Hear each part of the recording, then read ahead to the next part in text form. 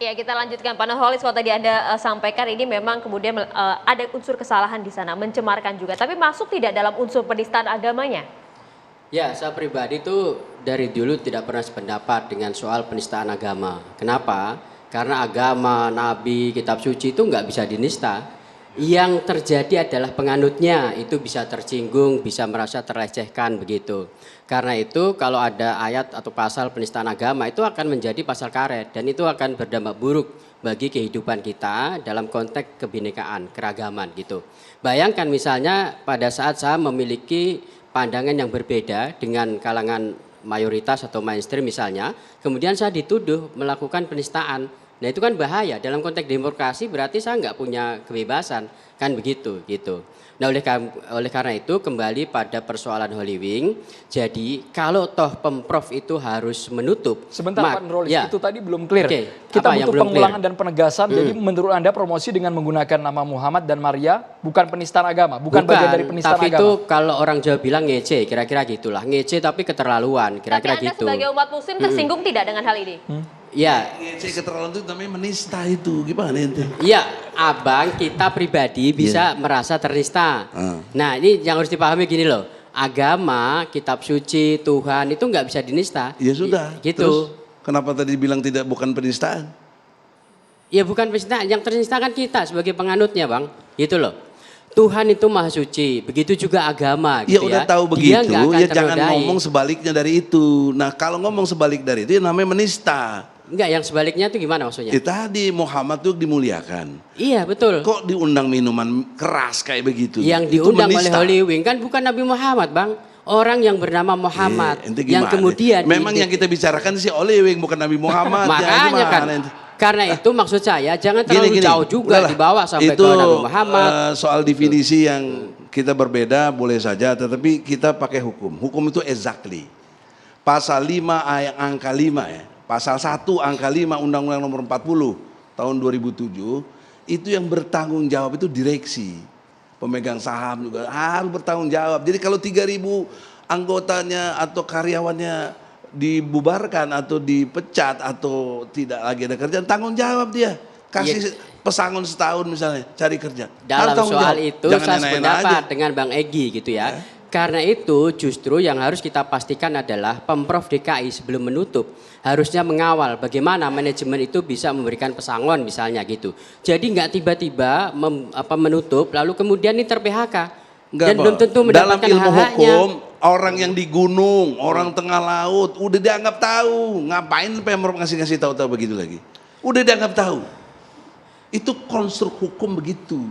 Jadi Anda jangan menggiring-giring kita harus beri penjelasan dulu. Itu enggak. Tapi Gimana filosofi ilmu hukum bang, penegakan hukum itu kan dalam rangka untuk menegakkan keadilan, kebenaran, tapi juga kemanusiaan kan begitu. Pak Nurholis tadi Hukum tidak hanya keadilan. Bang Egy. Ada dua elemen lagi. Satu kepastian, yang kedua manfaat. Oke. baik. Nah, saya bicara kepastian hukumnya. Kepastian Ya, tapi hukumnya. manfaatnya di mana?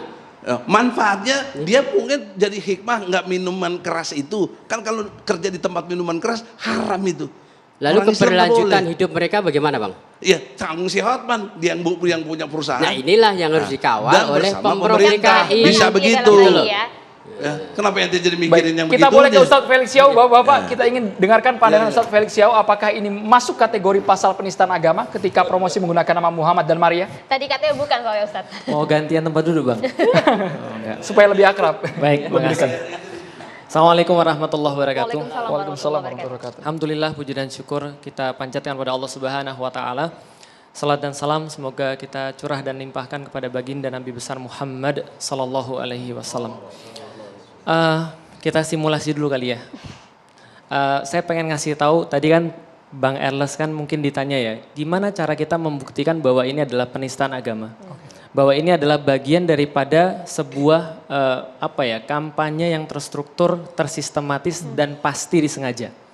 Bagi saya nggak ada dugaan disengaja, nggak, pasti disengaja. Contoh, dalam peribahasa bahasa Arab itu ada khalif tu'raf. Kalau Anda mau terkenal, Anda menyelisihi orang. Apalagi misalnya kalau lebih mau terkenal lagi kata orang Arab, kencing itu air zam-zam, pasti kamu terkenal. Jadi artinya kalau kita mau terkenal, kita harus melakukan sesuatu yang menyelisihi kebiasaan. Semakin besar kadar penyelisihan itu, maka semakin besar pula kontroversi yang akan didapatkan. Alias kalau dalam marketing, dalam online marketing, itu berarti adalah sesuatu yang nanti akan menarik interest. Itu sudah pasti. Karena saya dari tahun 2008 sampai tahun 2014 itu di manajer marketing. Jadi kita tahu proses marketing itu seperti apa. Nah, interest ini adalah ditarik dengan tadi kontroversi. Contoh misalnya, semakin besar kontroversi, semakin deltanya semakin besar, maka semakin besar kontroversi dan interest yang dihasilkan. Contoh, kalau saya bilang, Mbak Maria, kalau Mbak Maria mau pakai kerudung saya kasih 2. Itu kan itu promosi saya. Atau kalau mau lebih ngeri lagi saya bilang gini, Mas Andromeda kalau mau pakai kerudung saya kasih 4. Bisa paham ya? Itu kontroversi lebih besar. Atau kalau saya bilang sama Mas Eko, kalau Mas Eko mau berhenti fitnah, saya kasih kerudung. Nah, itu kalau misalnya lebih besar lagi berarti nggak tahu kan semakin besar berarti simulasi. Semakin besar kontroversi orang semakin tertarik kan gitu kan ya. Kan kita bicara kontroversi.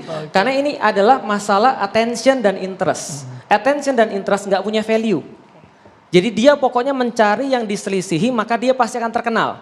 Berarti kalau kita lihat miras minuman keras, mana yang paling berseberangan dengan miras, semakin dia deltanya semakin jauh, semakin akan dapat itu materi promosi.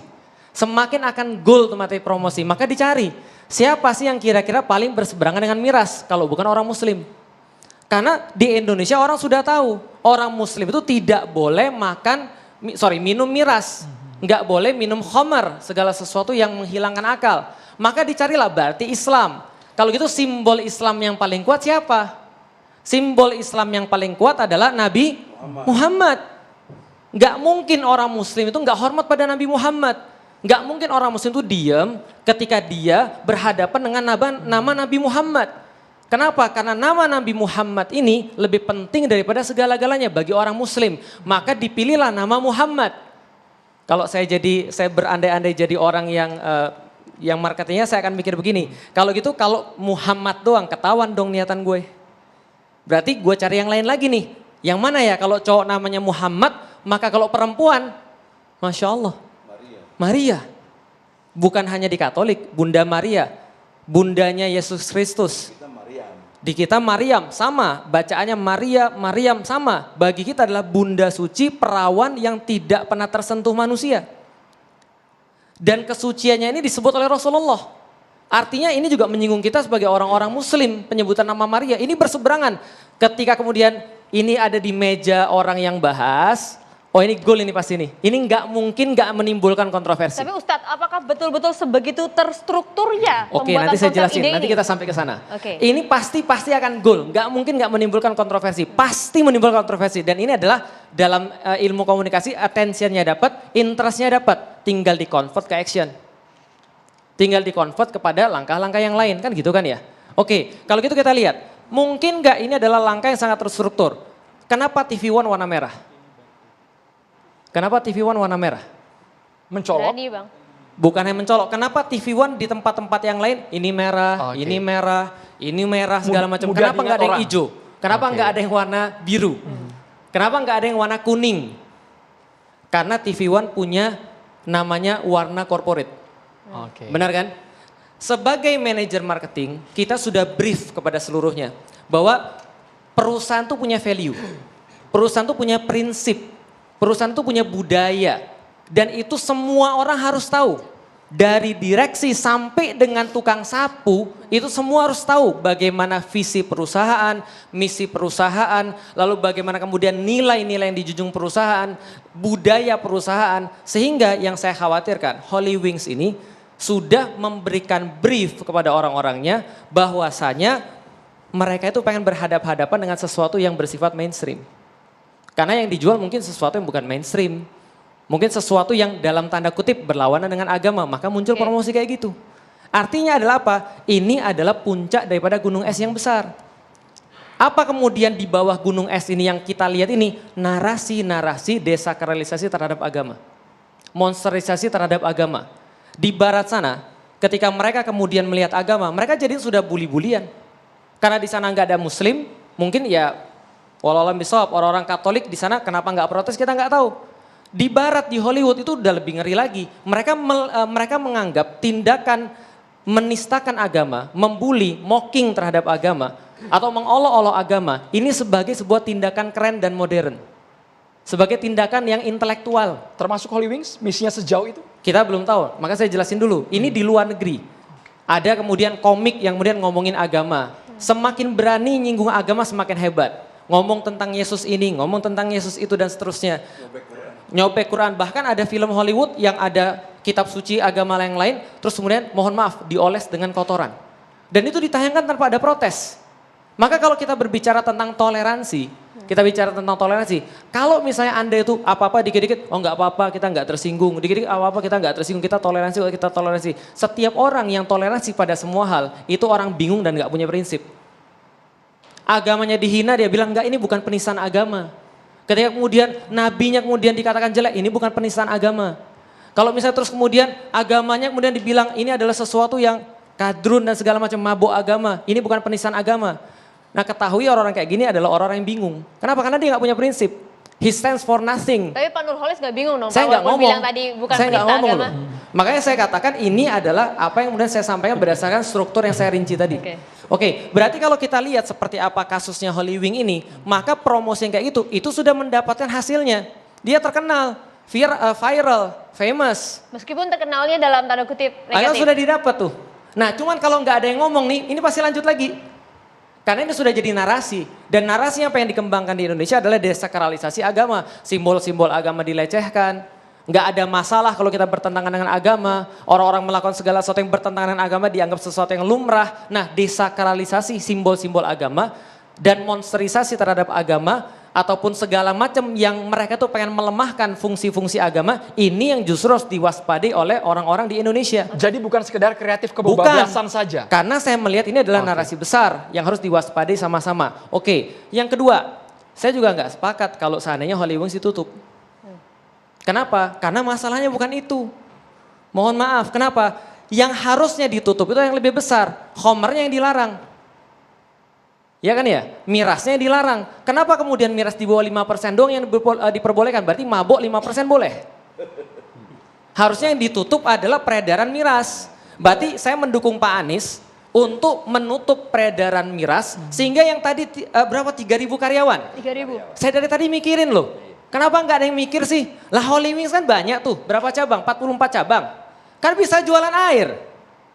Bisa jualan susu kedelai, bajigur. Disebarkan seluruh Indonesia kan dapat untung juga.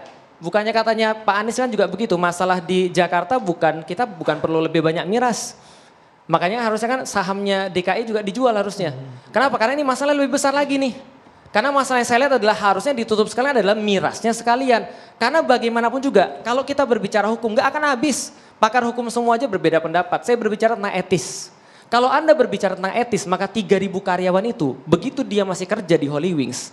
Dan masih dia jual khomer dan masih melakukan tindakan-tindakan seperti itu, lebih kesianlah mereka. Kenapa? Hukuman sosial masyarakat itu lebih kejam dan lebih sulit daripada hukuman dari segi hukum. Nah sekarang apa sudah terjadi? Masya Allah, ini semua orang di meja ini gak ada yang gak sepakat loh kalau ini adalah bagian daripada penistaan. Pak Nurholis Kecuali. Tapi semuanya sepakat, saya rasa seluruh orang Indonesia juga sama. Semuanya sepakat bahwa ini adalah bagian daripada penistaan. Minimal, walaupun orang nggak berani ngomong, mereka pasti tersinggung. Minimal penegak hukum, saya yakin Nabi Muhammad loh yang kemudian diomongin. Pertanyaan saya tuh sering mikir begini, gimana kalau andaikan di hari akhir, kita tuh nggak dilihat sama Nabi Muhammad. Atau kita ngelihat beliau, kita nyari beliau, kita nggak ada. Di dunia ini mungkin ada banyak yang bisa bantu kita. Keyakinan kita loh. Tapi setiap penegak hukum, setiap kemudian hakim dan seterusnya, dalam hati kecil mereka, saya yakin mereka pasti masih punya kecintaan terhadap Nabi Muhammad. Dan kita selalu bilang begini, hate speech lah, lalu kemudian kita bilang tentang masalah kita ini selalu intoleran lah. Ingat teman-teman sekalian, hate itu nggak bisa dipisahkan dari love. Orang yang punya love pasti punya hate dan itu equal. Contoh misalnya, saya sayang dengan ibu saya. Karena saya sayang dengan ibu saya nggak terima kalau ibu saya itu dinistakan. Saya sayang dengan istri saya. Maka kalau dia disuit-suit sama orang, di tengah jalan tuh, saya nggak akan bilang sama dia, "Dek sabar. Yang penting saya kan sudah nafkahin kamu." Itu tidak menghilangkan gangguan yang dia terima. Dan mungkin rasa sakit hati ternyata suaminya nggak bela dia. Gitu kan ya? Saya sayang dengan bapak saya. Andaikan bapak saya itu dihina orang, dan yang hina ada 10 orang, dan saya nggak sanggup untuk bela bapak saya, walaupun saya harus kemudian kalah, mendingan saya kalah daripada saya mundur. Saya sayang dengan bapak saya, ibu saya, istri saya sayang dengan anak-anak saya. Maka saya sayang dengan anak saya benci banget sama orang-orang yang mungkin mereka melecehkan anak-anak saya. Dan asal orang-orang tahu, Nabi Muhammad dibandingkan dengan bapak saya, ibu saya, istri saya, anak saya, bahkan nyawa saya sendiri, itu nyawa kita masih terlalu murah untuk itu. Maka harusnya orang-orang ngerti. Justru karena mereka ngerti, mereka bikin promosi, ini kan kurang ajar. Gitu maksudnya. Maka jangan kemudian berhenti pada puncak gunung es. Lihat nih narasi ini yang harus diselesaikan. Maka saya bilang hukum jerak. Supaya orang-orang di luar sana tahu. Bahwasanya jangan main-main berkaitan dengan agama. Betul tadi. Nah, kalau berbicara mengenai efek jera ini menarik. Apakah ini sudah cukup memberikan efek jera ataupun belum? Kita tahan dulu, kita lanjutkan usai jeda sebentar lagi pemirsa.